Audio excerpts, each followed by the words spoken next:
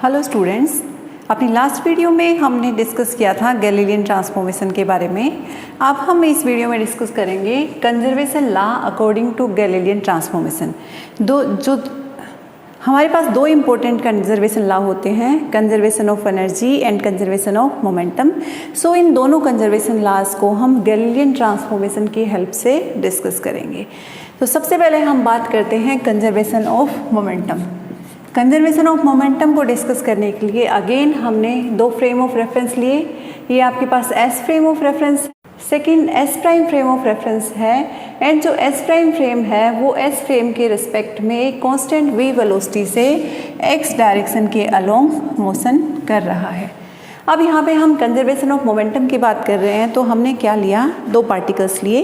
दोनों पार्टिकल्स हैं, उनका मास है m1 एंड m2 और ये दोनों पार्टिकल्स कोलिजन करते हैं। सो बिफोर कोलिजन इन दोनों पार्टिकल्स की वेलोसिटी होती है u1 एंड u2।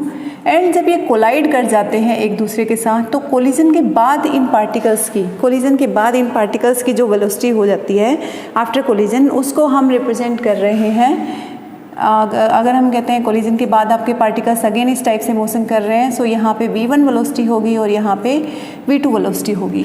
तो एस फ्रेम ऑफ रेफरेंस है, उस एस फ्रेम ऑफ रेफरेंस में दो पार्टिकल हैं, कोलाइड कर रहे हैं with m1 m2 mass. So before collision हम वेलोसिटी लेके चल रहे हैं u1 and u2 and after collision हमने वेलोसिटी ली v1 एंड v2। सो इन पैरामीटर्स के साथ अगर हम इस एस फ्रेम ऑफ रेफरेंस में कंजर्वेशन ऑफ मोमेंटम की बात करें, तो हमें पता है कि कभी भी दो कोलिजन हमारे पास हो रहे हैं और अगर वहाँ पे कोई भी एक्सटर्नल फोर्स अप्लाइड नहीं है, then momentum before collision equals to total momentum after collision. So total momentum before collision क्या होगा, m1 u1 momentum first particle का, m2 u2 momentum second particle का। सो m1 u1 plus m2 u2 this is momentum before collision and m1 v1 plus m2 v2 this is momentum after collision, और ये दोनों momentum equal होंगे। सो this is conservation of momentum. तो हम यहाँ पे कह रहे हैं कि एस फ्रेम ऑफ रेफरेंस है, उसमें कंजर्वेशन ऑफ मोमेंटम की अगर हमने इक्वेशन लगाई तो हमारे पास यहाँ पे ये फर्स्ट इक्वेशन आई है। And conservation of momentum valid होगा या फिर ये तभी एप्लीकेबल होगा जब हम कह रहे हैं कि यहाँ पे कोई भी एक्सटर्नल फोर्स इन पार्टिकल्स के ऊपर नहीं लगा हुआ, कोई एक्स्ट्रा फोर्स यहाँ पे एप्लीकेबल नहीं है। सो कंजर्वेशन ऑफ मोमेंटम जब हमने एस फ्रेम ऑफ रेफरेंस में लगाई तो हमारे पास ये इक्वेशन यहाँ पे आ गई है। अब हम इन कोऑर्डिनेट्स को जब इस फ्रेम ऑफ रेफरेंस के साथ कोरिलेट करें, तो हमने कहा था कि मास इनवेरिएंट है, तो m1 m2 मास तो आपका S prime frame of reference में भी m1 एंड m2 ही होंगे, लेकिन यहाँ पे जो u1 वेलोसिटी है वो अब यहाँ पे हो जाएगी u1 प्राइम, u2 वेलोसिटी यहाँ पे हो जाएगी u2 prime. So u1 prime and u2 primes are velocities before collision and v1 की जगह यहाँ पे वेलोसिटी हो जाएगी v1 प्राइम एंड v2 की जगह वेलोसिटी हो जाएगी v2 prime. So these two velocities are after collision velocities of this particles. So हम जब S prime frame of reference कह रहे हैं तो हमने वेलोसिटी की बात की u1 u2 prime before collision and v1 v2 prime after collision. अब जो ये फर्स्ट इक्वेशन है, इस फर्स्ट इक्वेशन में हमारे पास u1 u2 है, v1 v2 है। इन u1 u2 v1 v2 को u1 prime and v1 prime के साथ अगर हमें कोरिलेट करना है तो अगेन हमें यूज़ करना पड़ेगा Galilean transformation. And Galilean transformation की हेल्प से हमने कहा u1 हमारा किसके इक्वल होगा, u1 प्राइम माइनस v के इक्वल, u2 हो जाएगा u2 प्राइम माइनस v के इक्वल, सिमिलरली v1 हो जाएगा v1 प्राइम माइनस v के इक्वल एंड v2 हो जाएगा v2 प्राइम माइनस v के इक्वल। इसका मतलब इस सेट ऑफ वेलोसिटी को हमने इस सेट ऑफ वेलोसिटी के साथ कोरिलेट कर दिया एंड इस सेट ऑफ वेलोसिटी को इस सेट ऑफ वेलोसिटीज के साथ कोरिलेट कर दिया with the help of Galilean transformation. अब हम इन वैल्यूज़ को u1 u2 and v1 v2 की वैल्यूज़ को अगर यहाँ पे पुट करें तो हमारे पास u प्राइम में इक्वेशन आएगी। और हम यहाँ पे देखते हैं, देखो m1 u1 की जगह u1 प्राइम माइनस v, फिर उसके बाद m2 u2 की जगह u2 prime minus v, again right hand side में m1 v1 की जगह v1 prime minus v and m2 के साथ v2 की जगह v2 प्राइम माइनस v। ये वैल्यूज़ हमने यहाँ पे पुट की। अब उसके बाद जब हम सोल्व करेंगे इसको तो m1v m1v एंड m2v दोनों हमारे पास कैंसिल हो जाएंगे और हमारे पास फाइनली ये इक्वेशन आएगी। वो क्या कहती है कि जब इस फ्रेम ऑफ रेफरेंस में हम मोमेंटम कंजर्वेशन लगा रहे हैं तो सिमिलर मेथड से हमारी मोमेंटम कंजर्वेशन की इक्वेशन आ रही है कि मास into velocities या फिर momentum before collision equals to momentum after collision. So m1 u1 prime plus m2 u2 prime equals to m1 v1 prime plus m2 v2 prime. So momentum conservation की जो equation है वो आपकी s prime frame of reference में भी applicable है। So using Galilean transformation हम देख रहे हैं कि मोमेंटम आपका कंजर्व रहता है हर फ्रेम ऑफ रेफरेंस में। जो हम यहाँ पे इनर्शियल फ्रेम लेके चल रहे हैं सब में मोमेंटम कंजर्व है। अब हम बात करते हैं conservation of energy. So energy conservation हम जैसे हमने मोमेंटम कंजर्वेशन स्टडी किया सिमिलर वे से हम एनर्जी कंजर्वेशन की बात करेंगे। तो दो पार्टिकल्स हैं आपके पास यहाँ पे, दोनों पार्टिकल्स हैं, दोनों ने आपका कोलाइड किया तो कोलिजन से पहले एनर्जी कितनी थी एंड कोलिजन के बाद एनर्जी कितनी थी, दोनों एनर्जीज हमारी एनर्जी कंजर्वेशन लॉ की हेल्प से इक्वल होती हैं।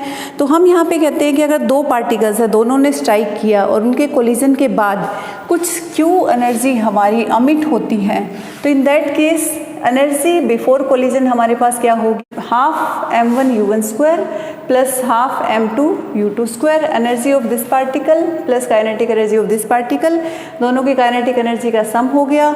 एंड कोलिजन के बाद जो एनर्जी बनी वो क्या बनी, काइनेटिक एनर्जी इन दोनों पार्टिकल्स की after collision plus this Q energy. तो ये हमारी एनर्जी कंजर्वेशन की इक्वेशन है जब हम बात कर रहे हैं एस फ्रेम ऑफ रेफरेंस की। अब यहाँ पे अगेन हम क्या करेंगे, जो कोऑर्डिनेट हमारे एस फ्रेम ऑफ रेफरेंस हैं उनको हम S prime frame of reference की फॉर्म में लिख लेंगे। तो हमने क्या किया, u1 u2 v1 v2 इसकी जगह पे वैल्यू पुट कर दी जो कि u1 prime u2 prime v2 prime and v1 prime की फॉर्म में हमारे पास यहाँ पे है।